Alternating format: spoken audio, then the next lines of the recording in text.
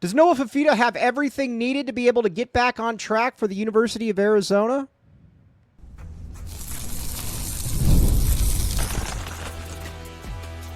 You are Locked On Wildcats, your daily podcast on the Arizona Wildcats. Part of the Locked On Podcast Network, your team every day. Thanks for giving it Locked On Wildcats and making this your first listen of the day. Locked On, your team every day. All right, now we're going to talk a lot about Noah Fifita, and where he stands and what he can get back for, as far as, getting back to that freshman year form where he was one of maybe the best freshmen all of college football. He has got that potential. Does he have the right players around him? The Seth Doege factor. How big of a deal is that? And again, some of the remaining concerns, because there are some concerns as well. But first, we got to talk about getting Noah Fifita back on track. The big thing with Noah is we know that Noah can play. Listen, maybe he wasn't as good as that freshman year indicates, but I don't know that he wasn't that good either. You watched him. He was able to get the ball out of his hands quickly. Not only was he able to get the ball out of his hands quickly, he was able to make the right reads. Sure, he had a lot of talent around him, but you still have to be able to deliver that talent. And I think the thing that was very interesting about all of this is he's a player that he's a cerebral guy, but last year he was obviously in and out of his realm. He is a guy that needs to get the ball out quickly. He's obviously not the tallest guy. His arm strength is more than good enough, and again, he's shown that he can do it. Now, last year, you come in and you get Dino Babers, and I think with Dino Babers, to put it mildly, that was a massive, massive disappointment, and a few reasons why. Well, let's be quite clear here. He didn't know what he was doing, and that was very, very evident very early on in the process. In that you were having these plays, these long designed handoff plays that made absolutely no sense, and when you watched them, you're like, what in the world is that? That makes no sense whatsoever. And then it would inevitably end up with a huge loss, and you would just keep going, and that would be that. And it would be time after time, game after game. And so that's kind of where it is. That's kind of where it is when it comes to Noah Fifita and what he was dealing with. Babers, I can't really judge Noah based off what I saw last year. Because when I watched Noah, he when you're snapping the ball at first and goal at the 4-yard line and you're throwing it from the 17, that's not the way that it's supposed to look. And that was the way that it looked, obviously, under Dino Babers. That cannot happen again. So you bring in somebody in Seth Doege. Seth Doege is a real offensive coordinator. You look at Seth You look at Seth Doege's track record, and the one thing that you can tell about Seth Doege is that he is versatile. Now, when you watched, if you watched Seth Doege in college, he was winging the ball all over the field at Texas Tech, and he looked really good in the process doing it. But I think the thing is that with him is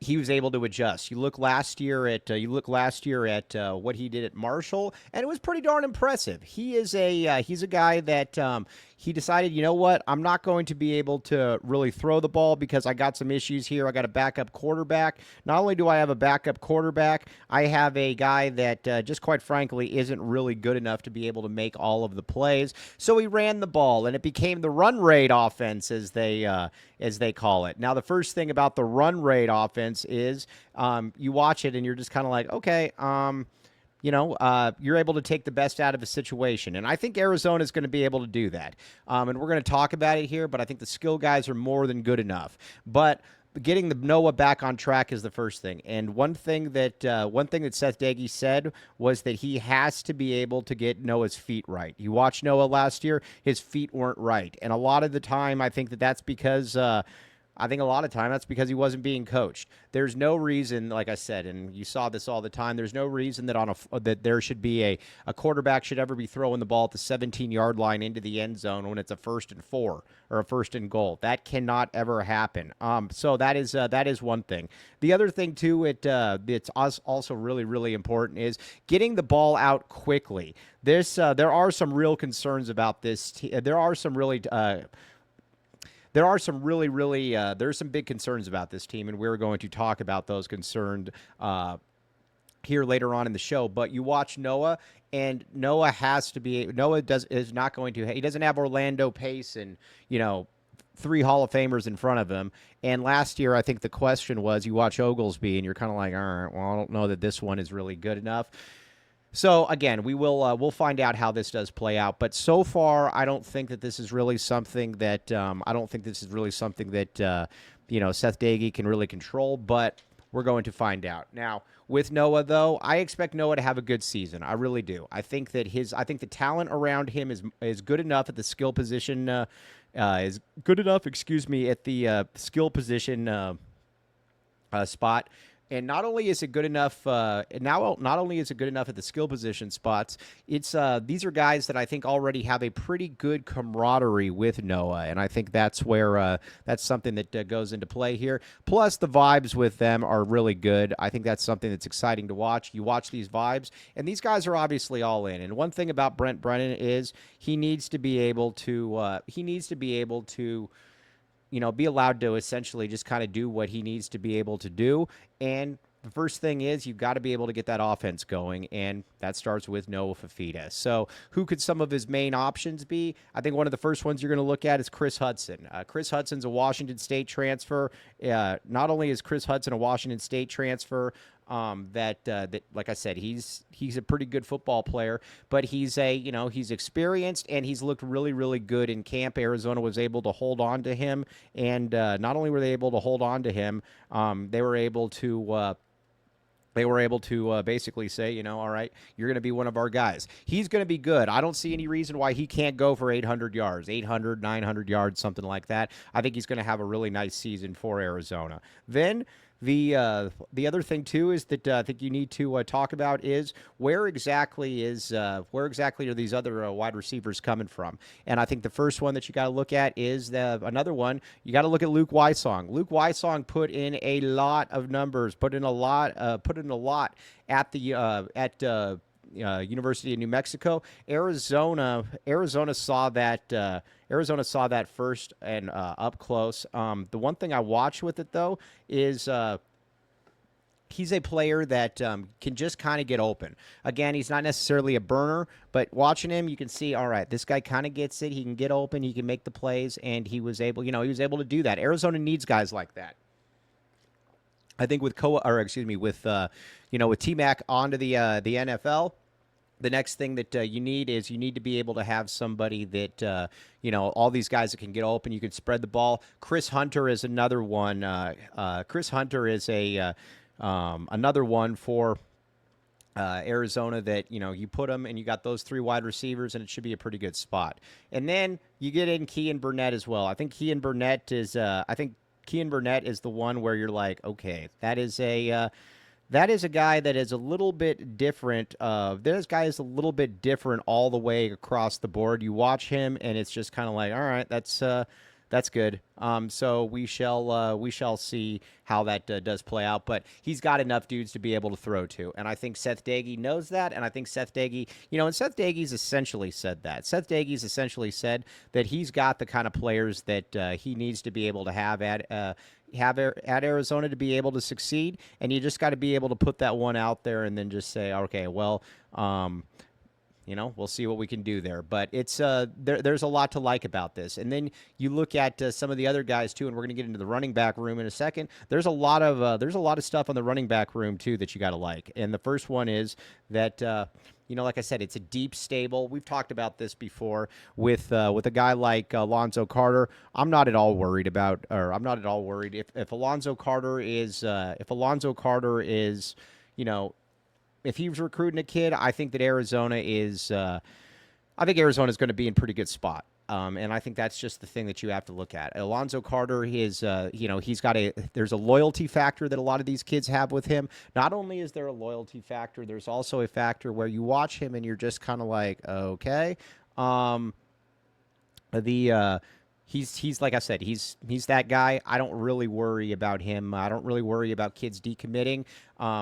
Because, again, of the job that he has been able to do here at the University of Arizona and just the connections that he's able to get with kids. That's just something, too, that I think is a really kind of a underrated aspect of all of this is kids that it's harder for a kid to leave. I mean, you look up the road with Dillingham. It's harder for kids to leave if they have a real connection with the coach. These guys have a real connection with the coach, and Alonzo Carter has done exactly that. Now, the running back room, I think, could really be something that this coaching staff can really hang its hat on because, well, like I said, there's a lot to like about what this team could potentially do right here when it comes to that running back room.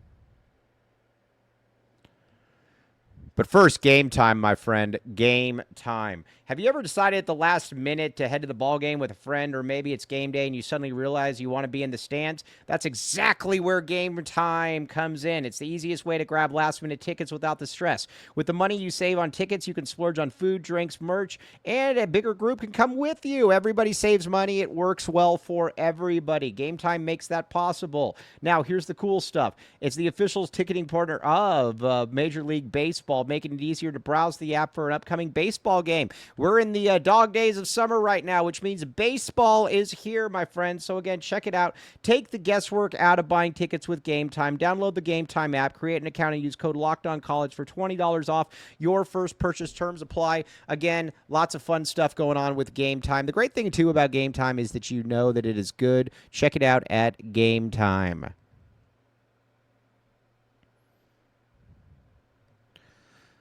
Thanks for keeping it locked on Wildcats and making this your first listen of the day. I am your host, Mike Luke, locked on your team every day. All right, now let's talk a little bit about that running back room that we talked about with Alonzo Carter. Listen, as long as Alonzo Carter's there, that running back room is going to be solid. And you look at the guys that they brought in,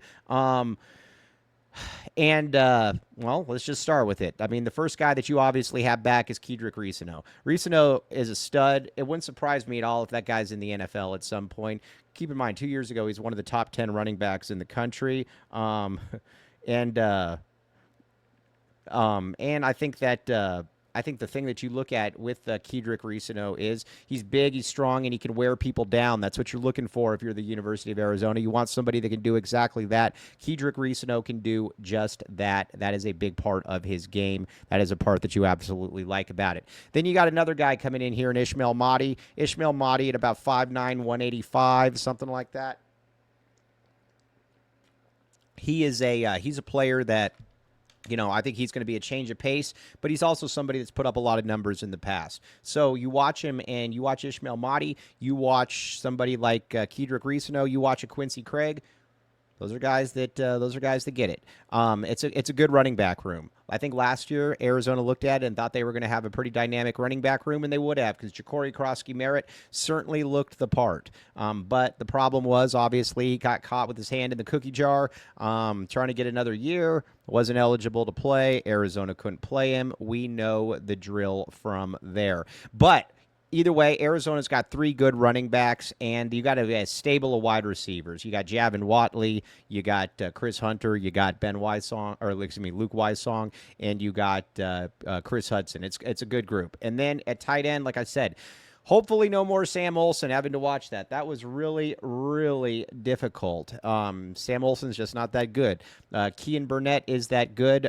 Getting Matt Adkins out of here and getting Kean Burnett back, that is what Arizona needed. So like I said, I look at it though, and I think to myself, this team is pretty darn good at the skill position players. It's a group that like I said, I think there's a lot of potential for it. But so now let's talk about the O-line though, because that's obviously the elephant in the room. And the first one that I think that you got to talk about is who's going to be that center. We're going to talk about Big Jonah because you lost Big Jonah. And another thing too, Josh Oglesby last year, I was not at all impressed by what I saw from Josh Oglesby. He looked woefully outmatched as you listen. I know you lost some players, but that line should not have been as bad as it was last year.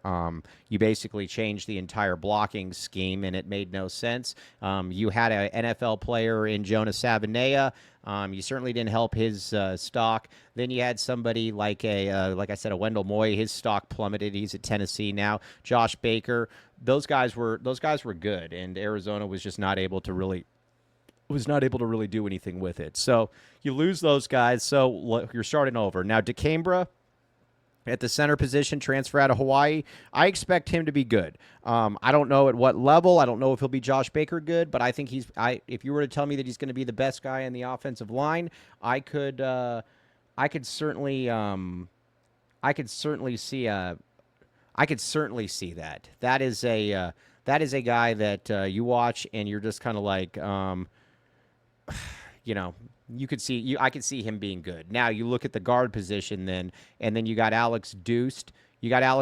And you got you're probably looking at a Deuced, and then I don't know. Well, we'll talk about Deuce first. You watch Deuced, big guy. The previous coaching staff liked him a lot. They thought he could be a tackle. He just doesn't have the feet. Not going to be able to do that. But you look at you look at him in that one interior guard. You look at him at one of those guard spots, and I think that Arizona's going to be okay.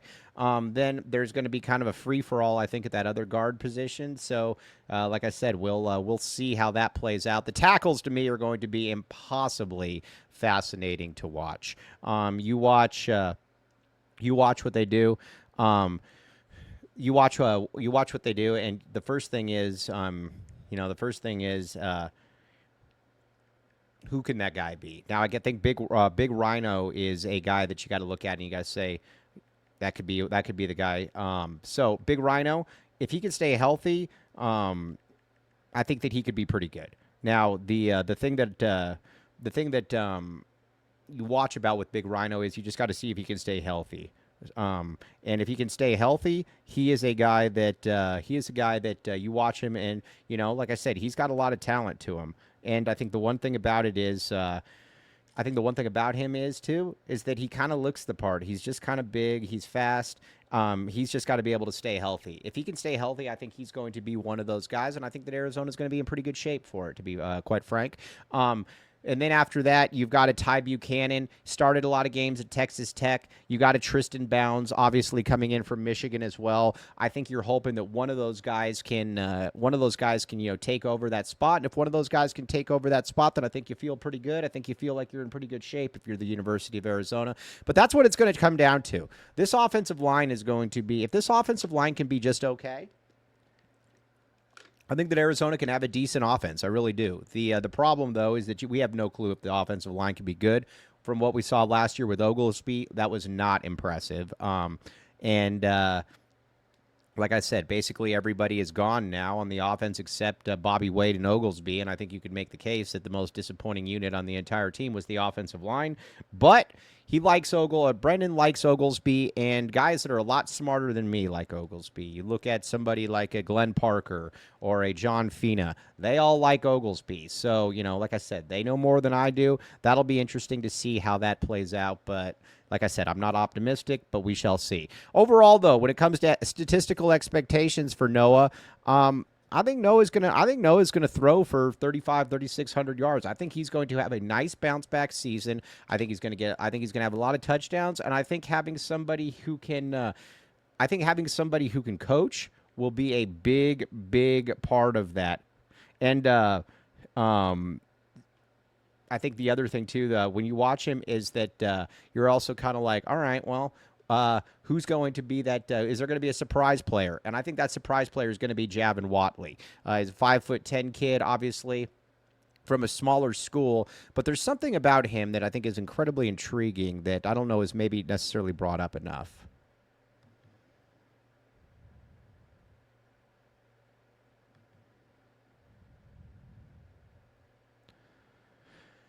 Thanks for keeping it locked on Wildcats and making this your first listen of the day. I'm your host, Mike Luke. Okay, now let's talk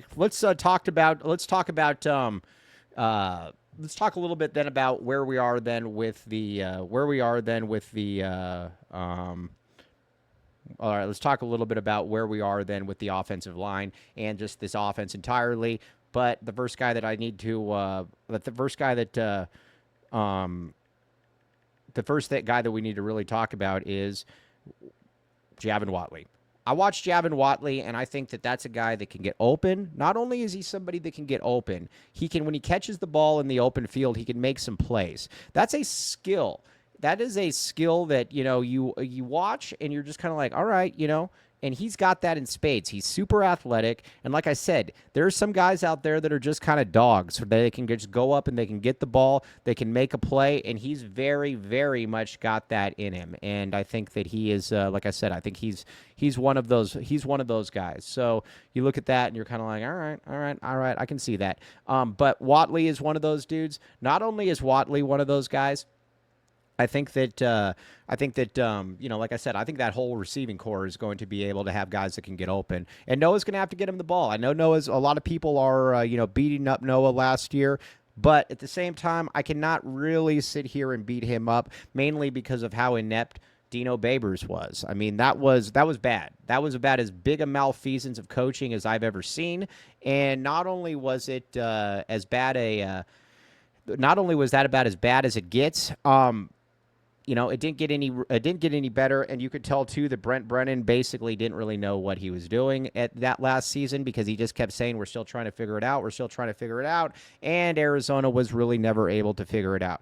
But like I said, with the defense for me is going to have, if the defense can just be okay, and we're going to talk about that tomorrow, but if the defense can just be okay, I think this team can actually be fairly decent. Now, are they going to win 10 games? No. But if the defense can be okay, then I think the offense is going to be able to put up some points. I'm really, really bullish on Doege, obviously. You watch Doege for 5 minutes, and you can just tell there's some dudes out there that just kind of get it. There's some guys that you can just tell, you watch them, and they were meant to be football coaches. They were meant to do, this, that, and the other. That's Seth Doege. So we will find out then. Now, as far as just some of the wild cards, then people ask about your backup quarterback. I think you're probably looking at Lockie. He's probably going to be the backup. I watched him over the years, and I'm not really that impressed. I think Noah has a much higher upside, and I think Noah needs to be the guy that gets the. Noah's the one. If this is going to work, it's got to work with Noah, because I don't really look at the other backup options and say that's a guy. Now, maybe next year when you get Oscar Rios in here, you get him a little bit stronger, you get him a little bit more bulked up. Maybe then that it becomes a little bit different. But right now, I don't know that guy is on the roster, so it's got to be Noah. And Noah's a tough dude. Like I said, Noah's a guy that, you watch him and you're like, all right, cool. He gets it. Noah gets it. And I think the players around him respect him. A big part of this, too, is that Kean Burnett has to stay healthy. Not only does Kean Burnett, not only does Kean Burnett have to stay healthy, he's got to be able to, get out there and get open, because he's got NFL potential. I mean, everybody's seen it. You watch him in camp. You watch him. The coaches know it. He knows it. He's just got to stay healthy. If he stays healthy, I think that this staff will put him in a position to succeed. Okay, now tomorrow, though, we're going to talk about the big concern on the team, the defense. Now, I like Danny Gonzalez. I think he's a pretty good. Defensive coordinator. I think he's a pretty good hire. The problem, though, is that I just don't know what kind of talent that Danny Gonzalez is working with, and that to me is the issue. What kind of talent? Because last year you had some talent. And it wasn't that good, obviously. This year, the talent's probably gone down a little bit, but you do have some guys in the secondary that can make some plays. Not only do you have some guys in the secondary that can make some plays, maybe a couple surprise guys along the defensive line, maybe a Deshaun McKnight. Obviously, you got Trey Smith, so like I said, we'll see. But I'm going to say this again. I said this before on the show. Everybody should be rooting for Brent Brennan. Like I said, he's probably not the guy, but Brent Brennan wants to do well here. This isn't a Sumlin situation where it's like, okay, well, This isn't good. He doesn't want to be here. He doesn't know what he's doing. This is a guy that wants to be there. So, again, we'll know, and I think we're going to know within the first 3 or 4 games if Brent Brennan is going to be here long term and what that case will be. But DRF, to her credit, is certainly giving him a chance, and I think that's, if you're Brent Brennan after last year, that's basically all you can ask for. So we shall see.